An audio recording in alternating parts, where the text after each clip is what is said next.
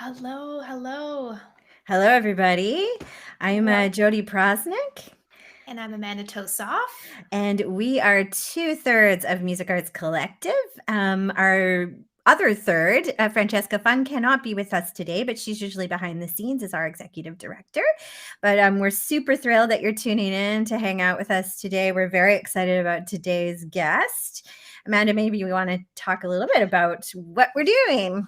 Absolutely, absolutely. So this is episode 16 of our live stream conversation and tutorial series that we've been doing since September last year, and we've talked to some really fantastic special guests. There's Lila Bialy, Celine Peterson, Rainey Rosnes, Shrantha Bedegay, Emily Claire Barlow. So many wonderful guests, and we've had some really interesting conversations. So if you've missed them, please head over to our YouTube and subscribe, and you can watch them all there. And you can also check out our website where we have lots of other free resources and workshops that we've been doing. So you can go check that out at musicartscollective.com. And yeah, I'm also very excited about our special guest today, one of my favorite musicians. Yes. Our special guest today is David Restivo, one of Canada's premier jazz piano players, and someone that both Amanda and I adore, not just because he is a magnificent musician, but he is one of the most generous spirits in our music community and has been a champion for many of us over the years. And so I'm just going to tell you a little bit about Dave, so you guys get to know him. His his resume is pretty amazing. He's an award-winning pianist and composer who's born in Michigan, molded by the mountains and coasts of New England, but then moved to Toronto and has been based primarily in Toronto since 1982. Although currently he is living in Whitehorse with his partner, Fawn, and actually teaches in Nelson, BC. So he is truly, and he's actually taught all over Canada. So he's truly like a man of Canada now. I say we have adopted him. He's definitely ours. So yeah, he has a full-time position at Selkirk College. He's well known for his work with Rob McConnell and the Boss Brass, the Mike Merle Quintet, legendary songwriter Mark Jordan, and he's performed with, the who's who: Dave Holland, Curtis Fuller, Mel Torme, Kenny Wheeler, John Hendricks, David Clayton Thomas. I mean, and basically, he's one of the top call pianists in Canada. So he's on probably 100 CDs or more as an accompanist, which I always want to say, you look for the people who are on everybody else's albums. That tells you a lot about who they are as musicians, that generosity of spirit. So he's previously taught at Humber, Banff Center for the Arts, the University of Toronto. And yeah, well, I love this. He was immersed in arts from birth. We've talked a lot about that over the years with his wonderful parents. And he had a chance discovery of Dizzy Gillespie recording at an early age, which helped him turn his focus towards jazz and improvised music. And he is inspired by a wide range of musical influences, which we're going to talk about today. John Coltrane, Wayne Shorter, Joni Mitchell, Genesis, Gustav Mahler, Marc Chagall, Bach, you name it, which is one of the reasons why the hang with him is so good too. I think both Amanda resonate with these sort of philosophical discussions. So it's going to be a good one today. And just we'll leave you with a quote. He is simply one of the most exceptional jazz pianists of this generation that Canada can boast of. As I said, we are claiming him as ours now. So Dave has been here since 82. And I just want to say, for a personal note, maybe Amanda can share, I've had the chance to play with many musicians over the years, wide variety of people from all over the place. And Dave Restivo is up there as an accompanist. And Amanda has this too, but just as a bass player, when you're playing with someone who is generous and really listening and brings out the best in you, he is that guy. And so not only is he a brilliant composer and improviser, but it's in those moments where it's not about the improv and not about the solo. It's in the how am I serving the song that Dave is exemplary. And we're very lucky to have him amongst us. So, Amanda, do you want to say anything else before we welcome him on? Yes. Well, I mean, unfortunately, I've never played a gig with Dave because I'm also a piano player, although I should actually make that happen because that would be really, really fun. Duo. But I've seen him play so many times, and anytime I've hung out with him, he shares so much knowledge, and you just feel so supportive as a fellow musician. And I just love his playing. He can wear like so many different hats, and it's always so good. So yeah, I'm so excited to chat with him today. Welcome, Dave Restivo. Welcome, Dave, to this. Hooray. There he is. Hey. Hello, Dave. Hello, friends. Hello. How are you? I'm doing well, thanks. Good. It's great to see you both. You as well. Yay. Thank you so much for being here. We are going to dive into some questions for you right away, my friend. Okay, awesome. Yeah, we always like to start with people's musical background. Like, what's their journey? How did you discover jazz? Although we kind of talked about that a little bit in your bio. And then when did you decide it was a path for you? And the last question is, who were the earliest mentors that lit your spark? They say that you need 3. There's sort of this like idea that you need 3 people who light your spark along the way at very key moments. Do you have those 3 people or even one that you want to share? Yeah, for sure. I mean, wow. Okay. So I think that, in a way I would start with my mother in a certain sense, because, she was, as you alluded to, both my parents were amateur musicians, and my mother played piano. I spent a lot of time as a little kid sitting under the Knabe grand that we had, listening to my mother play Mozart and Schubert and things like that.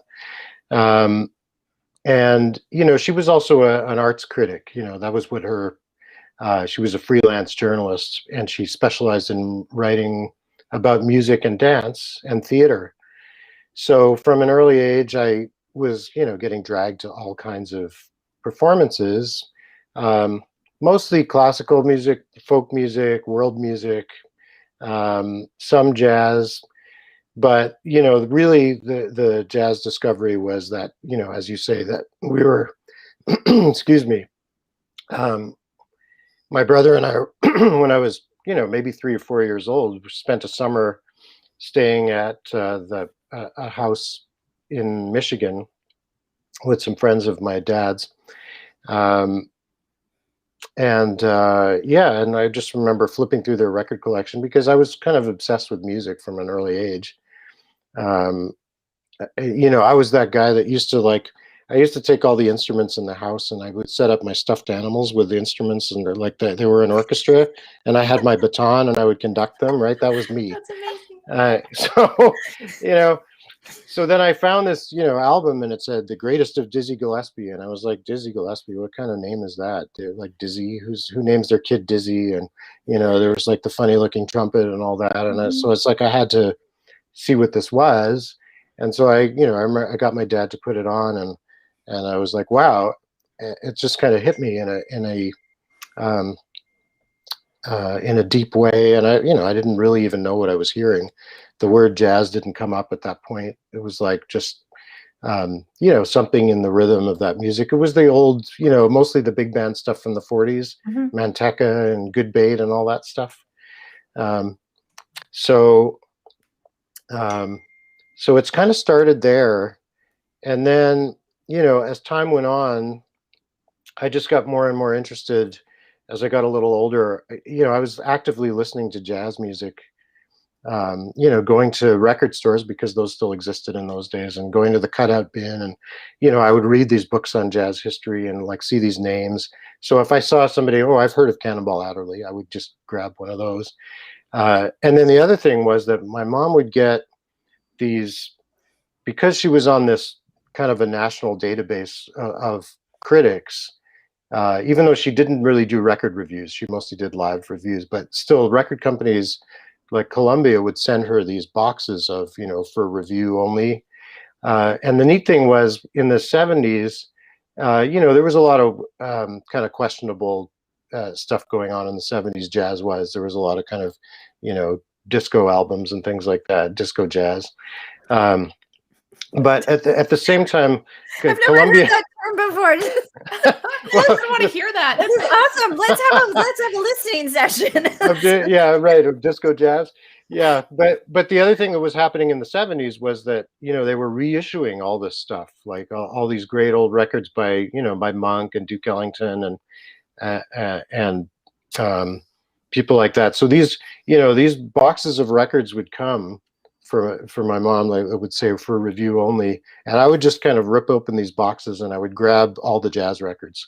And so I remember there was a Thelonious Monk reissue that I listened to a lot. There was a Duke Ellington small group session. There was one of the ones that really had a huge impact on me was one by Don Byas and Bud Powell that Cannonball Adderley had produced in the early 60s, but it didn't get released until the 70s, and they released it as a tribute to Cannonball, which but it was Don Byas and Bud Powell with Pierre Michelot on bass and Kenny Clark on drums. Wow. And you know, it's like a lot of my sense of like what swing should feel like came from listening to that record, and the way Kenny Clark and Pierre Michelot played on that record. That was like that groove that they generate on it was just like that's in me somewhere. So that was one thing. And then mentor wise, so I, you know, in a sort of an abstract sense, my mom was like an early mentor, and she kind of gave me the piano too. Like she sort of started trying to teach me a little early on, but then she just kind of let me discover it on my own. But when it became clear that I was really interested in jazz, we were living in Bennington, Vermont, and at that time, so this is like we're talking late 70s. There was a guy named Bill Dixon who was kind of an important figure in what we came to know as the avant-garde. He's a composer and a trumpeter. Was associated with people like Cecil Taylor and Archie Shepp, and he was the head of this. What they called the Black Music Department at Bennington College in Bennington, Vermont.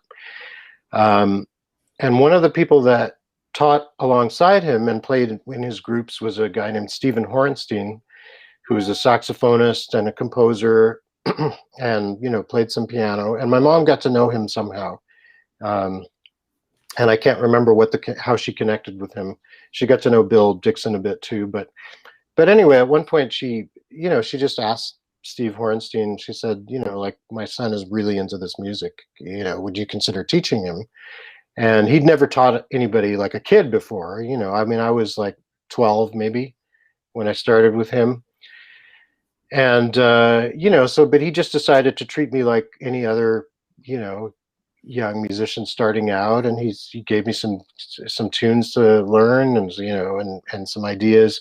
And, you know, my initial thought, because I was playing euphonium, I played the euphonium from the time I was like probably fifth grade, like 10 years old. I picked up the euphonium. I always loved brass instruments. And so my first thought when I started going for lessons with Steve was, I'm going to bring my euphonium and I'll do like half the lesson on euphonium and half the lesson on piano. So it started that way. And then gradually it became like, you know, 1/3 of the lesson on euphonium and 2/3 on piano. And then I just started leaving the euphonium at home because it's just like the piano was just taking over my life more and more. So Steve was, you know, my earliest kind of really important mentor. And then around a little bit later, like maybe a year after that, I started going to this music camp in the States in upstate New York called Eastern US Music Camp. And that became a huge turning point too. The guy that ran that camp was a guy named Tom Brown, who was a vibraphonist who had worked with Stan Kenton. There was a piano teacher on that faculty named Dana Wilson, who was the first guy to teach me about rootless voicings, you know. So that was an important early experience, and, you know, embarrassing myself trying to sight read big band charts and things like that, you know, because I was, you know, mainly a self-taught musician in the beginning. Yeah. So all those kind of early experiences. And that camp was interesting because like two of my friends from that time who were my age were, one of them was John Hollenbeck, the drummer. And then my best friend from that camp was a guy named Marty Beller, who's also a drummer, and he plays with the rock band They Might Be Giants now. And I just kind of reconnected with him like maybe a year ago. Fawn and I went to see They Might Be Giants. He said, "Hey, I'm coming to Toronto. We're going to play." This was like, so probably 2 years ago or so. So, do you want to come to the show? So we were like, yeah. And we hung out with him afterwards, and that was great. So amazing. Yeah. There's so much to pull out from that story that resonates with me. The importance of having a parent who sort of sees or lights the spark, who sees you and lets you kind of chase whatever you're interested in, and it supports that. And then helping find a mentor in your community to kind of nurture the curiosity in a really good way. Someone with sort of deep connection to what it is you're looking to discover. And then that idea of finding a community of learners who are into it in a mentorship type. So this summer camp thing, I mean, I know that's a big deal. Yeah. And I probably, like, every single one of those musicians who went on looked to that time as being like a fertilizing experience, you know, where you have these ideas or these curiosities, and then you get with other people, and that energy of the group of people who are also into it just helps to grow all these great artists that clearly have gone on to do amazing things. So that's a really neat story. Yeah. And then the stage is set, right? Then you just move from there, correct? Yeah. And I have to just kind of throw in one more thing too about that time period was, so also in Bennington, Vermont at that time, there was a small community of, you know, there wasn't a huge jazz scene there, but because Bennington College was there and because Bill Dixon had this black music department, there was a small kind of scene and a community that kind of gathered around that. And so my best friend in school, in junior high school, his older brother was a saxophonist and pianist named David Beinman. And so, you know, so he was a little older. So I'm like 13, 14. David Beinman is like 18, let's say. And he's got a small group of young musicians. And so he kind of took me under his wing as well a little bit and said, you know, hey, why don't you come to our rehearsal? We're having a rehearsal. So they had this group called the Bennington Contemporary Jazz Quintet. And I just have to mention this because, and I think, Jodi, I think I've told you this story before, but the drummer in that group was Ben Whitman, who is now married to Lila Bialy. So I mean, the circles are just hilarious, you know. So Ben is a Bennington brother. It's so, I find that the orbits, that's just sort of magical. The orbiting of connection, and, you know, anyway, I love it. Music is magical that way, for sure. Yay.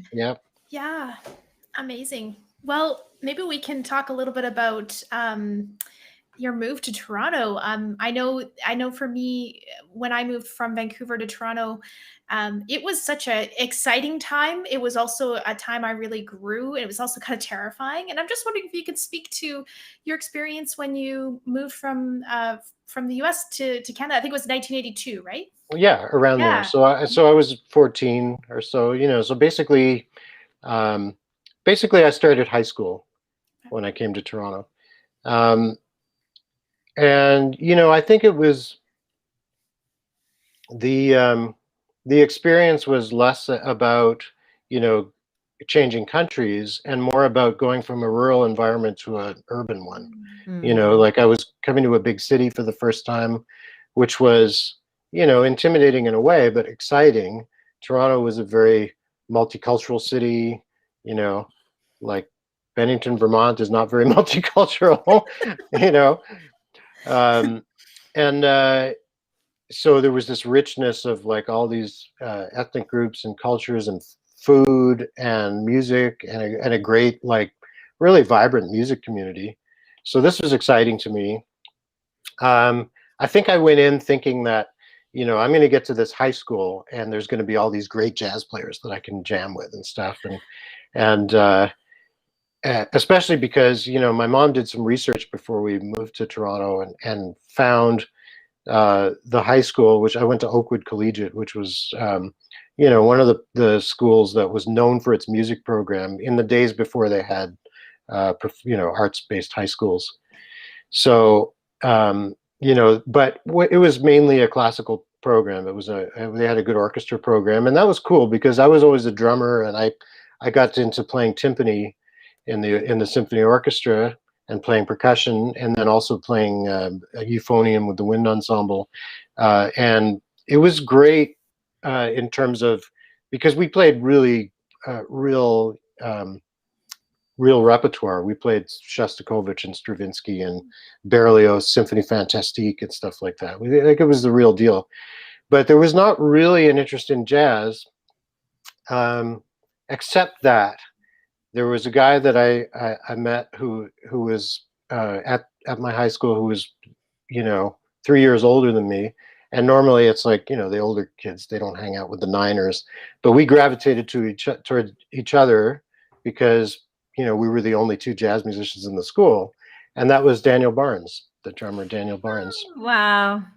So he was, in a sense, my link to the jazz community, because he was older than me, and his brother was older than him, Mika, and they were already out playing. Like, so he was already a professional musician on the scene.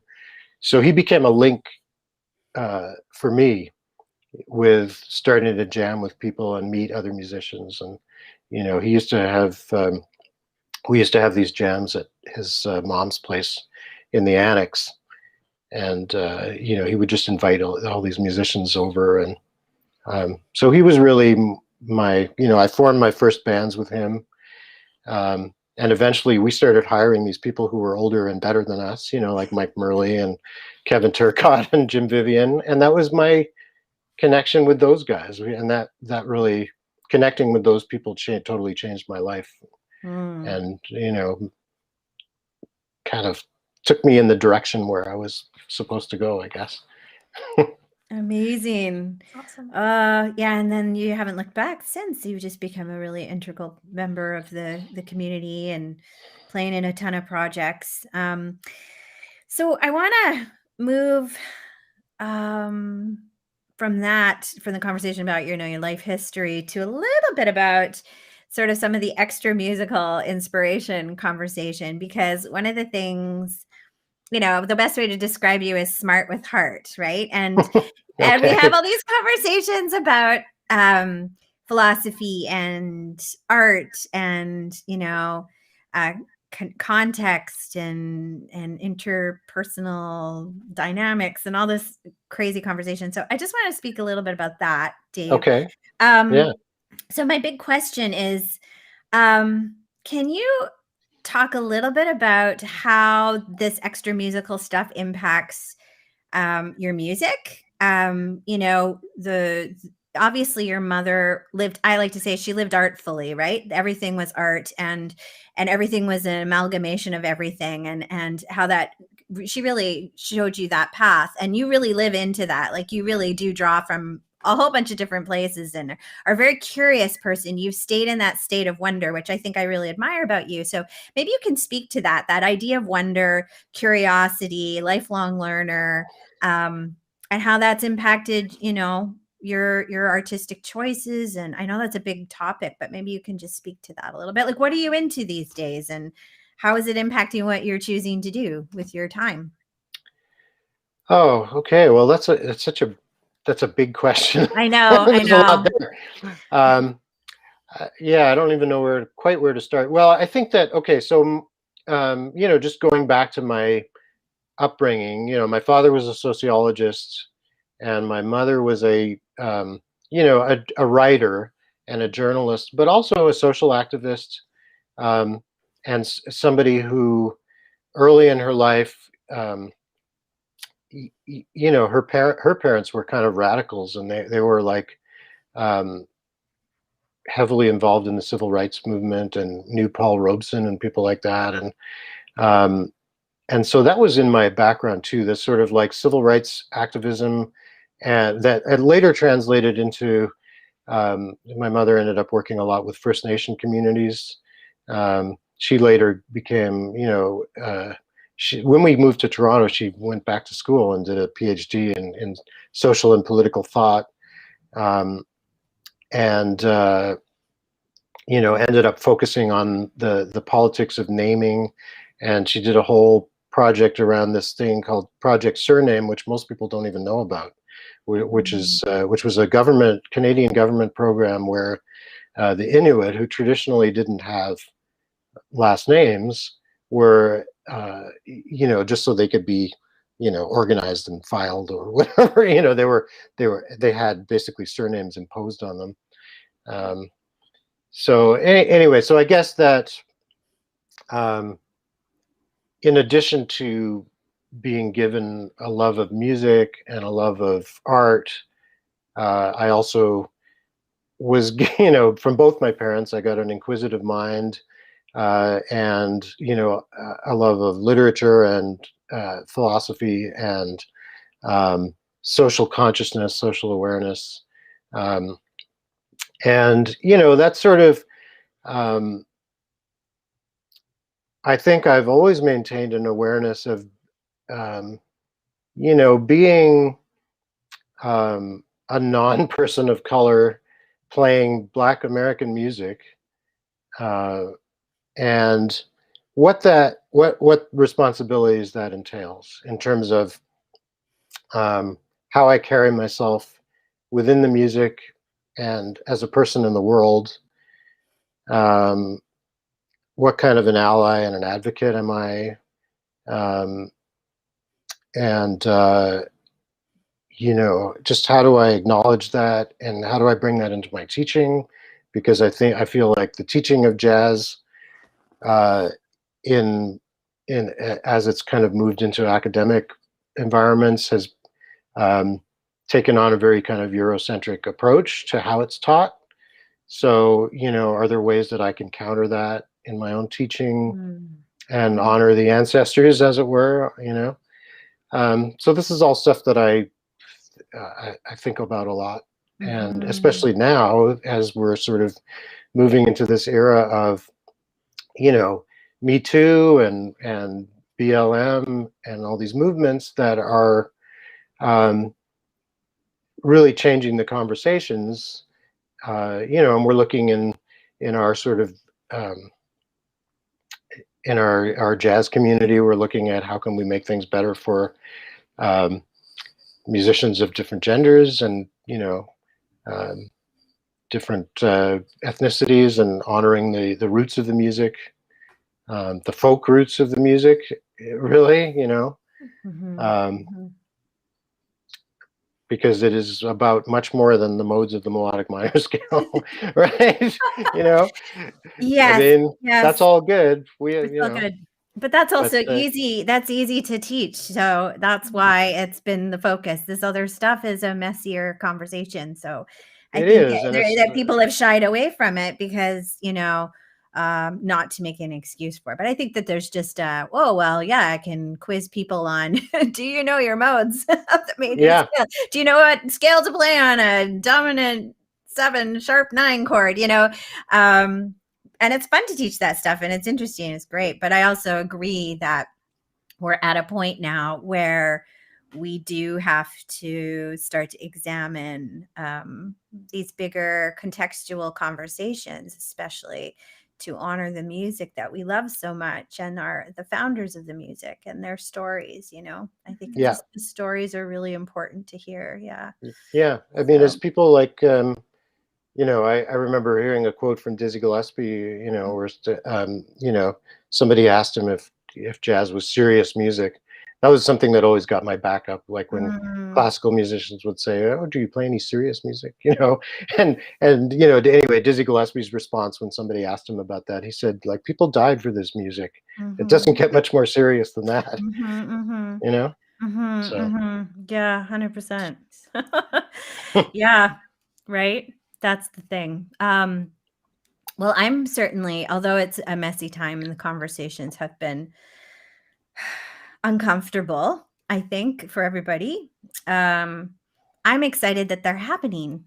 Yes, me too. You know, Me I'm too. And like, that's part of it. hey, they're Like if happening. Like, we'll get messy. It's like a blister that's popped and it's oozing everywhere. And it's always been there. It's just, we just keep a lid on it. And now it's like, you know, everything is on the table. yeah, And people need to grapple and figure it out for themselves. And more importantly, I think for me, it's been learning how to be quiet and just listen.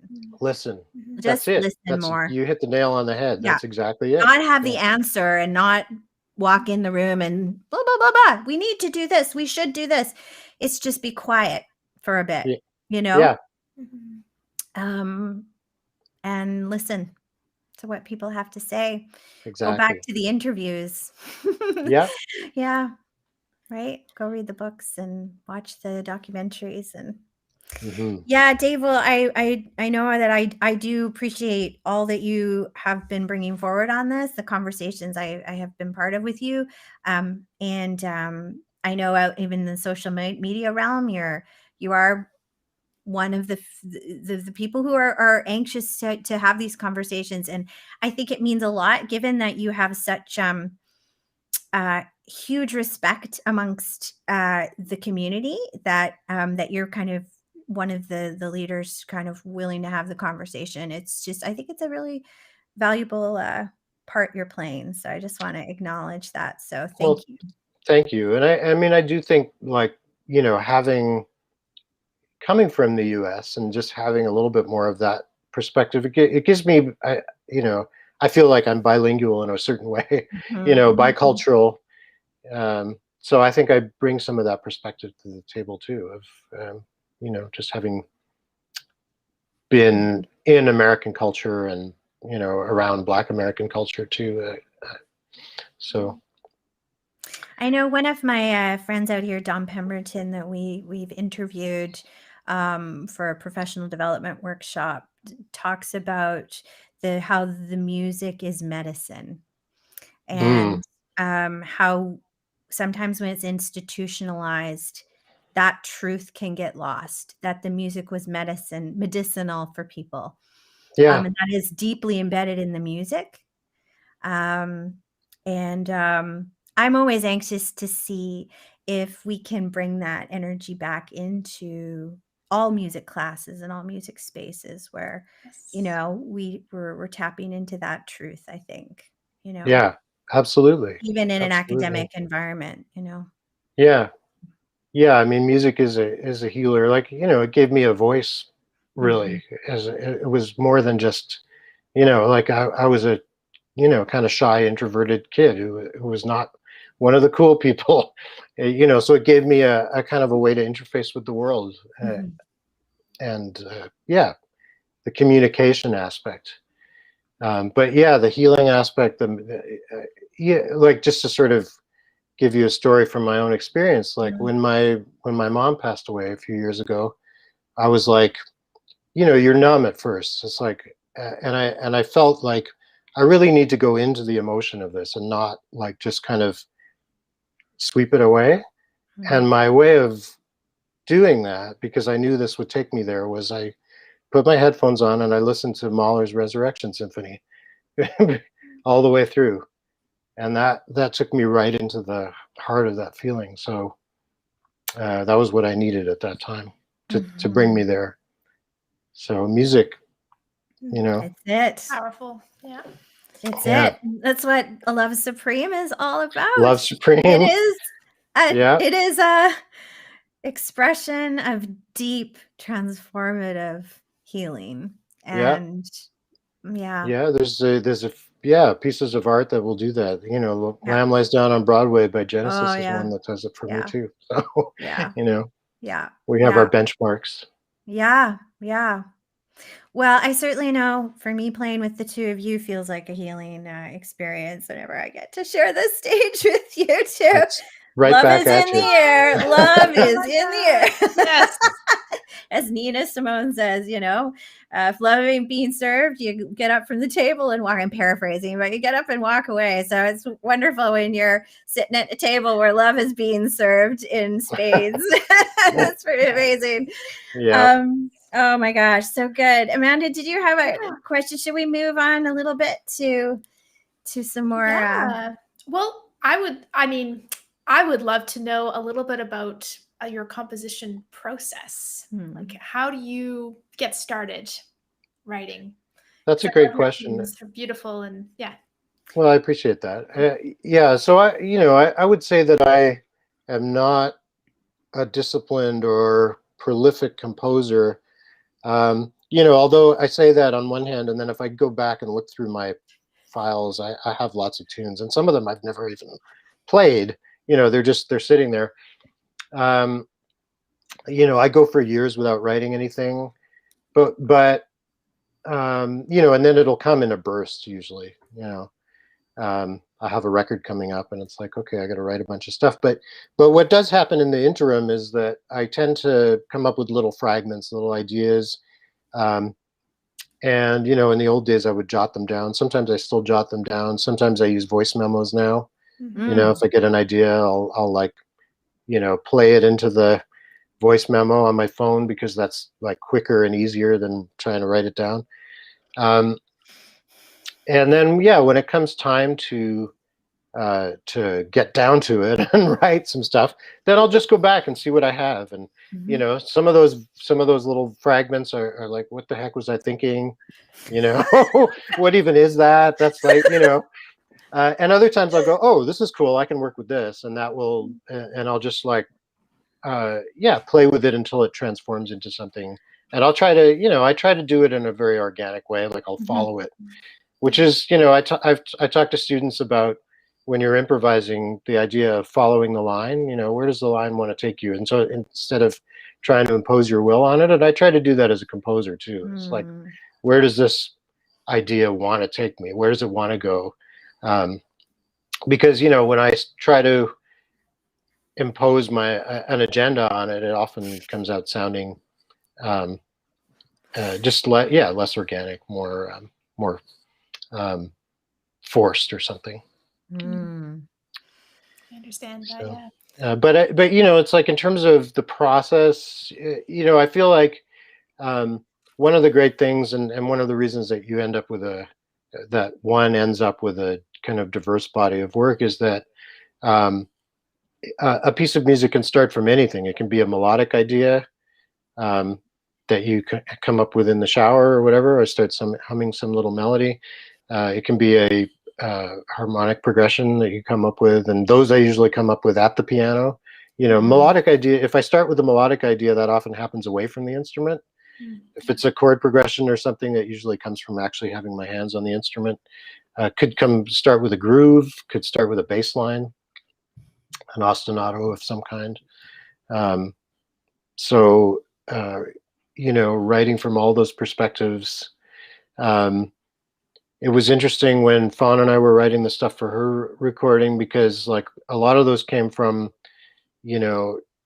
she had a deadline. It's like, we have this concert and it's going to be recorded, and we need to write this music, and the music was meant to reflect her own personal story too. So anyway, so I just gave her a bunch of kind of tunes as templates, and see if any of these work, and a lot of them did work. But also there were a couple tunes, or maybe there was only one, but there's a tune called Kintsugi, which we did on my album as well. And that one that started with her poetry. It started with a lyric that she'd written. And she sent that to me, and it was like, and so that's interesting to go from that perspective too. Here are some words. And I know, Amanda, you worked with poetry on your last recording, so you sort of, what that's all about. Yeah, that ended up being really interesting, because I think before I actually sat down and started playing with those words, I think both of us thought it was going to be more of a standard type of song, and it turned into this kind of like this, like a pop tune, basically, with some odd numbers of beats here and there, with like, which kind of like a Bacharach sort of thing. Not that it sounds like a Bacharach song, but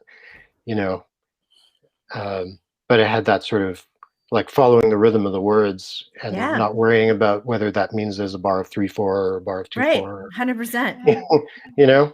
Well, it's interesting, because I think we all like writing with words or have written with words, and it has to feel like you would say it. You have to sing it like you would say it, you know, like it kind of the Right. rhythm of it has to feel natural. Otherwise it can feel a little, I mean, it doesn't always have to do that, but I know I mean, think about it feels the natural. Beatles. Yeah, think about the Beatles. Yeah. Think about stuff like Yeah. Here Comes the Sun. Yeah. Like that's like if somebody transcribes that and writes that out, there's like a bar of 7 and a bar of Yeah. like Yeah. 13 or Yeah. whatever it is, but Yeah. it feels so organic. You don't even think about it. That's how you would say it. Like, here comes the sun. Here comes the sun. It's all right. Yeah. You know, that's how you would say it. Yeah, and I think that that's something that we need. Yeah, I mean, and that's what we need to bring that back into our kind of as jazz improvisers through the storytelling Yes. aspect. Yes. You know, this is something Yes. I've been thinking about a lot lately. Yes. You know, I remember one of our tours in the Maritimes with Mike Murley's quintet. We were listening to Stan Rogers. You know, we're driving through Nova Scotia, and of course, it was perfect with the landscape. We're looking at this pastoral setting, and we're listening to Stan Rogers, you know, with his beautiful baritone voice, singing these like iconically Canadian stories. And I remember something that really stuck in my head was Mike saying, he said, you know, like, wouldn't it be great to just play with the music that we play, but have this kind of directness, this kind of emotional directness. And that really, Mike saying that really stayed with me. And it's something that I've tried to keep in mind. You know, it's like, no matter how complex the music, because music can be complex. It can be simple, it can be complex. But at the heart of it, there should always be that some kind of that direct line to the spiritual or emotional center. Yeah. Yes. Yeah. I agree. I think it's like great music happens when the head and the feet meet in the heart, you know? You can have the intellect, you got to have, especially for our music, there's got to be a sense of the hips and the feet in the ground. Oh yeah. And then we have to connect it into the story, the heart story, right? And I think that sometimes people can get caught in the head. Some people get caught in the feet. Yeah. You know, it's all about the visceral, the feeling. But you know, when we do all three, that's when those songs, you know, that we all know and love, and you keep repeating over and over, you keep going back because there's something profound about when that all sort of zaps. It's like connecting the sky to the ground or something. It's so perfect. That's right. And I think we are all, you know, aiming for that, right? Like that. I think that, you know, I would like to think most people are, you know, it's yeah. Sorry, Dave, what were you going to say? No, I was just going to say that you know, at a certain point, also, you know, when I was first getting into jazz, of course, I had to immerse myself in it because it was a language that I was studying. But gradually, my kind of musical landscape broadened, and it became more and more not about genre or style, and just completely about intent. What's, you know, does this music, is it getting to me on this kind of emotional level? And that, you know, so it didn't matter. It could be Led Zeppelin, it could be Joni Mitchell, it could be Stevie Wonder, you know, or Donny Hathaway, you know, Coltrane, Wayne Shorter. It became Stan Rogers, Mahler, 100%. Bach, you know, like it all became the same in a way. Yeah. Like, and I stopped really differentiating. Yeah, I agree, 100%. Yes. I think Amanda and I have talked about this a lot, right, Amanda? Just how our music sort of comes out and we're like, I don't even know what this is. This is like, I don't know. It just is. Yeah. It's an amalgamation of all this music we've soaked in and experiences we've had. And it just, at a certain point, I think you stop writing for what other people may think of it. And you start just writing your music, and that's very freeing when you get to a point where you stop doing for the extrinsic and you just sit down and things just, you know, and you're brave enough to just share it, you know. You're just like, okay, here it is what it is, you know. Yeah, And it's usually exactly. better when you're Yeah. not thinking about the external, Yeah. Yeah, it has when to you're be just honest. when Yeah. exactly. And I think when music is honest, then it actually doesn't matter what it is, because people will respond to it. Maybe everyone won't respond to it, Mhm.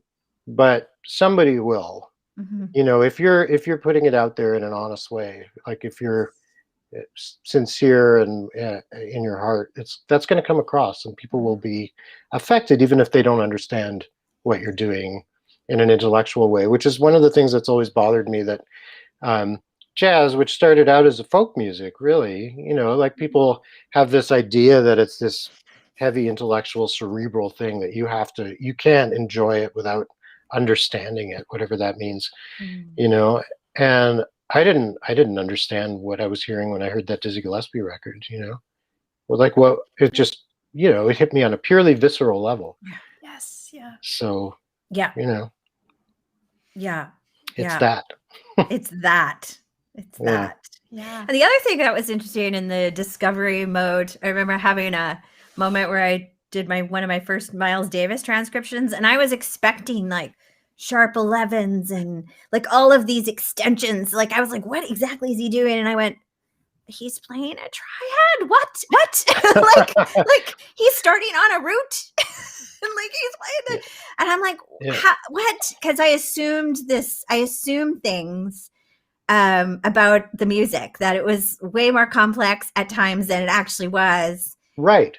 And there's this, sometimes you can come into a thing with all this bias before you're just like, listening, or, Yeah. kind of just enjoying the aesthetic, the sensuality of the music, the aesthetic.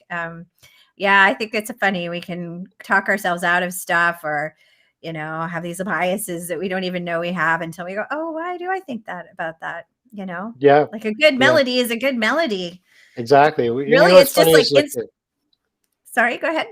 oh, I was just going to say, like, when Chick Corea passed away recently, and so probably like everyone else, I just went into kind of Chick immersion for Yeah. for a couple of weeks. I was just um, including listening to some interviews that he had done, and in one of them he was talking about transcribing, and how it's an important part of our development as musicians. He said, and so the interviewer kind of asked him, well, who would you recommend transcribing? And he said, well, um, somebody that a lot of people don't transcribe but should is Miles. And they don't do it because it's not complicated a lot of the time, but you can learn a lot about structure and space, and I'm totally paraphrasing Chick, um, but that was along the lines of what he was saying. We tend to kind of we hear the crazy kind of intricate lines, and those are the things that we want to figure out. And of course we should do that too. But you know, but there's also something about Miles was a great architect. Mm-hmm. And just thinking about that, thinking about the architecture of music, Mm-hmm. I think it's Mm-hmm. a worthwhile endeavor. So good, so rich, Dave. Yes. Woo! Speaking of amazing music. Yeah. Oh yeah, I know. Right. Oh yeah, your album. Oh my gosh. Okay, everyone needs to go I'm download posting a link right now of Dave's latest release. So we're getting close to we have about 10 minutes here, Dave. So maybe you can just talk a little bit about your project, your latest Hmm. project. What was the inspiration for it? Who are the co-conspirators on the album? And also, like, how do you pick, like, I know Alyssa, who's one of my faves, is on it. So maybe you can chat about finding your collaborators, and what do you look for in that, and sort of making those decisions of who you want to bring your music to and work on Right. it with. Yeah. Right. Well, I guess that I had never done a trio record, which seemed like a kind of, for a piano player, that's kind of a hole in my discography. Not that I've done that many albums. This is like the third one that I've really put out on as me. But I thought, I guess I was sort of waiting to have written some music that really fit that um, setting, the trio setting. and I felt like Mhm. I had the music for it. And also, the musical connection that I have with Alyssa is something that I've really felt that I needed to document for a long time. Mhm. We Mhm. met on a gig in PEI a number of years ago through a mutual friend named Chris Boudin, who's a bass player who lives in Australia now. But he was sort of running this festival that went kind of throughout the summer. We kind of play on an outdoor stage, and he would just he'd spend some time in Toronto and he'd spend some time in New York and um, studying, and some time in Texas, and he would just collect musicians and bring them up to PEI in the summer. So he brought up Alyssa from New York State and brought me in from Toronto, and just the first time Alyssa and I played together, it was just like we have the same musical brain. It was just one of those moments where it's like we would come off the stage, you know, regularly and go, "What just happened?" It's like it's the kind of chemistry that you can't understand really, or quantify in any way. Um, it's like when you connect with somebody on a friendship level or a love level, you can't really explain what that is. And the same Mhm. goes for musical relationships. I can kind of intellectualize certain aspects of it. Like we really experience time the same way, Mhm. you know. And the other thing that I really appreciate about her as a drummer is um, I often feel with drummers, and I'm a drummer myself. Some of the time, I like to think of myself as a drummer, anyway.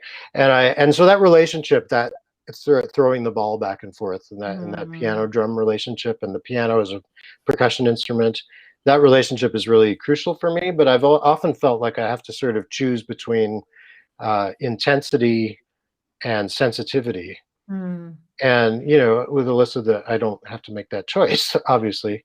And Jodi, you've experienced the Yeah, it's thing. And I insane. remember I remember we doing after one of those gigs, you said it's the ride cymbal. It's the It's the ride cymbal. ride And it's like, symbol. yes, that's what It's it is. it. It's it's That's where the joy lives. it's the freaking ride That's cymbal. the fairy, the jazz fairy dust. Yeah, It's like in the ride yeah, symbol. exactly. So it's like Yeah. for me, I just have a Yeah. I just have a Vulcan mind meld with that ride cymbal of hers. It's So pretty there's amazing. It's so pretty there's awesome. that, and then Jim is like, Jim and I go back, obviously. We've put in Yeah. so much time together, and there's a comfort and a trust there. Yeah. um and which I feel with you too, even though you and I haven't played together as much, Jodi, as Jim and I. But I feel that connection with you. And in terms of that bass thing, um I love that kind of floaty, contrapuntal, kind of interactive, Bill Evans, Mm. Scott LaFaro approach. Mhm. And I also love that kind of, let's go into that down the middle Ray Brown, Paul Chambers kind Mhm. of zone. Mhm. And I need to be able to go to both of those places, Mhm. Mhm. you know, Mhm. Mhm. and Mhm. Jim can do Oh that. yeah. He can do that, and he's got and his big influences were people like Dave Holland and Mark Johnson, but he's also got a lot Mhm. of Ron Carter in there, Mhm. and in his harmonic understanding, Mhm. particularly. So, I feel like um, any voicing that I play, he's going to put a bass note under it that's going to make the voicing sound better, and vice Mhm. versa. He feels that way Mhm. about me Mhm. too. Mhm. Mhm. My voicings make his bass notes make sense, and Oh vice yeah. versa. So we have that kind of connection. Yeah. Amazing. And so on a couple of occasions, I've been able to kind of bring Jim and Alyssa together, and it always has felt great. But it Mhm. felt like the right time to finally document that. Yeah, it's just these very special, long-term, gorgeous relationships with two really special musicians and people.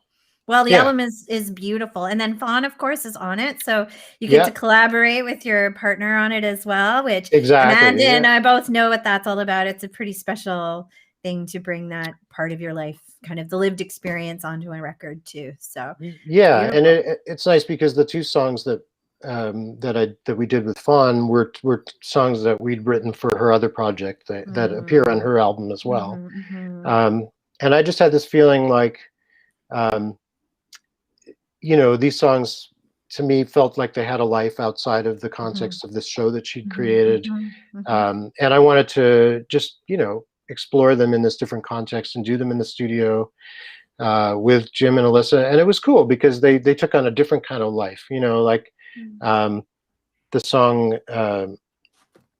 Kintsugi, for example. I mean, if you listen to the version on Fawn's record, Kelby McNair is playing drums, who's also a beautiful drummer, who I couldn't say enough about him.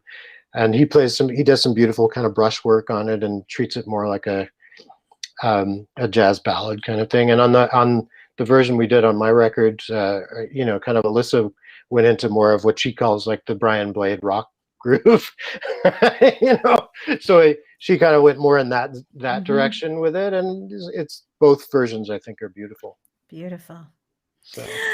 Yay. Well, everyone needs to go have a listen to that. That's your afternoon listening party. Go listen to Dave's record. The link. Great. Go check it out on Bandcamp.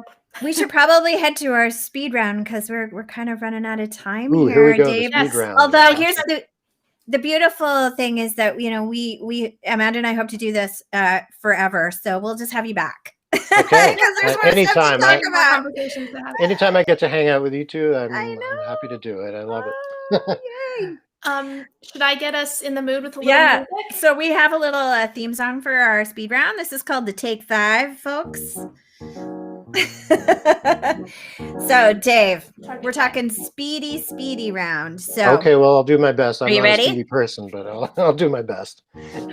Question 1: your favorite venue to play in? It's a toss-up between the Yardbird Suite and the basement in Saskatoon, the new one, I would say. You're so Western Canadian now. Yay. Well, I love those venues. Also, the Jazz Room in Waterloo gets an honorable mention. Beautiful. Sure. What's your preferred time of day to be creative? Oh, nice modulation. In the past, I would have said night. And I do feel like in a lot of ways, if I'm playing, then yeah, night. But for practice lately, I'm finding that if I do it early in the day, it's better. So early in the day. Well, we've changed, shift into a new chapter. If you weren't a musician, what do you think you'd be doing? I probably would have gone into ornithology because I have a strong interest in birds. And that was something I was also obsessed with as a kid. So wow, maybe that's where the songs come from. Maybe. Who would you most like to have dinner with, living or dead? And what would you eat? What kind of food would you eat? Would you serve or would you go to a restaurant? Well, you mean besides Fawn, who, we love eating together because we both love food. But I think it would be pretty cool to have dinner with Joni Mitchell. And I would have pasta, of course. Dave Restivo, yes. Okay. And last but not least, if you were to go back in time and sit your 18-year-old self down, what would you tell them? What advice would you give 18-year-old Dave? I would say probably two things. One, something that I remember Kenny Werner saying that one of his mentors said to him, which was be kind to yourself. Would be one thing. And then the other thing would be, practice more while you have time. Right. Before your life gets busy. Right. Right. The mortgages and the bills to pay for sure. And the kids, I know, right? Yeah. Oh my gosh, fantastic. I think that was the award-winning speed round, Amanda, don't you think? Dave, that was like under 2 minutes. It's fantastic. Right at noon. Okay. We're so good. Well, I think we are going to wrap up now. And so just want to thank David Restivo for joining us today. You are awesome. I feel like these conversations are pretty fun because we get to have them when we're all on the road together or hanging out. And it's nice to have other people be able to kind of witness what it's like to hang out with us because it's always a really interesting conversation. So it's good. Fly on the wall. And Amanda, I just got to say, I can't wait, Jodi, to play with you again. And Amanda, I'm going to take you up on that duo piano thing. We need to do that sometime. Duo concert. Sure. That would be so fun. I love that idea. Yeah, I for would sure. love to hear you guys play together. I'll set it up out here. We'll do it at Pyatt Hall. We have 2 Perfect. Yeah. Steinways. Let's Okay, make it happen. Yeah. let's make it happen. Okay. So before we sign off, just to let everybody know, if you enjoy these conversations, just do sign up. Go to our Facebook page, Music Arts Collective, and like it. And you can also subscribe to the YouTube channel because it comes up there. We don't have any like big events coming up in the near future. We're kind of taking the summer to create some course content, but we do have a bunch of web workshops that are still available on our website, including beginning composition, improv games, rhythm section workshop, how to create great bass lines, which is basically my big scaffold, how to make good walking lines. Amanda has a fantastic beginning jazz piano workshop, all available on our website for a very low price, and you get to have your own little hub. So go check that stuff out. And I reposted Dave's website, and go check out his new album and his old albums and every album he's played on. like So go the check that out. 3,000 albums that Dave has played on. Oh, it's not that many, but there's a few.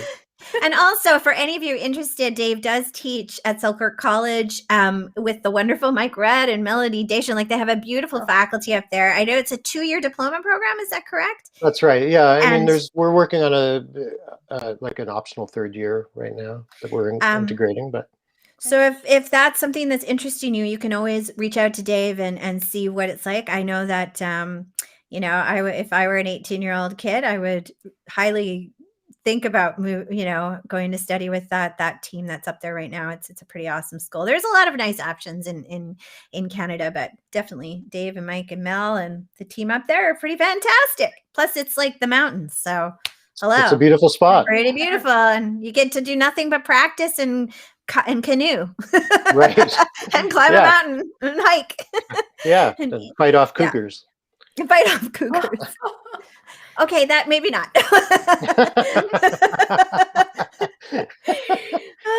Okay. Well, which cougars are we talking about? I mean, the actual ones, the feline ones. Oh dear. Yeah. On that note. Okay. Thank you so much, Dave, for being here, and thanks everyone for watching. And it's an honor and a pleasure. I'm glad. Thank you both for having me. Thanks for saying yes. All right, friends. Thank you all for joining us today, and we will see you all soon. Take very good care of yourselves, and we'll see you next time. Watch out for the cougars. Right. Okay. Bye, everyone. Bye, everybody.